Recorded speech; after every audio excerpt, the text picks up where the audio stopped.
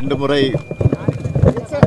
இந்திய நாட்டினுடைய பிரதமராக இருந்து பொருளாதாரத்தை எந்த அளவுக்கு வளர்ச்சி வர வைத்தார் என்பது நாட்டிற்கு நன்றாக தெரியும்.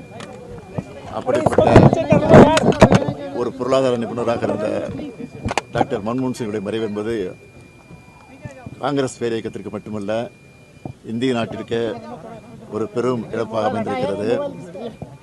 குறிப்பாக தமிழ்நாட்டினுடைய உட்கட்டமைப்பு வசதிகளை பெருக்குவதற்கு பல்வேறு திட்டங்களை அவர் உருவாக்கி தருவதற்கு துணை நின்றிருக்கிறார்கள்.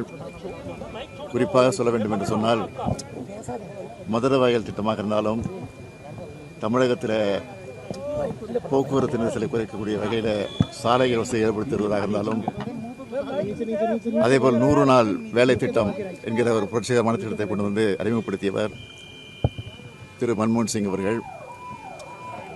எல்லாவற்றையும் தாண்டி தமிழர்களுடைய கனவாக இருந்திருந்த 100 ஆண்டு காலமாக கனவாக இருந்து வந்த செம்மொழியை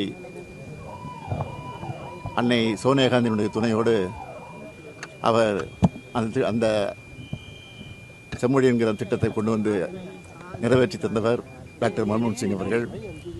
தலைவர் கலைஞரோடு நெருங்கி பழகக்கூடிய ஒரு நட்புணர்வோடு இருக்கக்கூடிய ஒருவராக இருந்தவர். அவர் மறைந்து விட்டார் என்பது வேதனைக்குரிய ஒன்று. எனவே அவரை இழந்து வாடிக்கொண்டிருக்கக்கூடிய அவருடைய குடும்பத்தாருக்கும் காங்கிரஸ் பேரியக்கத்திற்கும் திராவிட முன்னேற்ற கழகத்தின் சார்பில் என்னுடைய ஆழ்ந்த இரங்கலை தெரிவித்துக் கொள்கிறேன். 10 ஆண்டுகள் அவர் பிரதமராக இருந்தார்.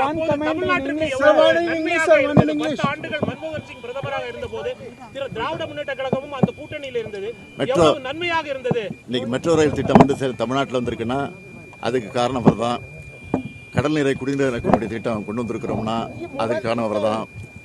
அதேபோல் சேது சமுத திட்டத்தை கொண்டு வருவதற்கு அவர் தான் காரணமாக இருந்தார். ஆனால் இடையிலே நின்று இருக்கிறது, அது வேறு.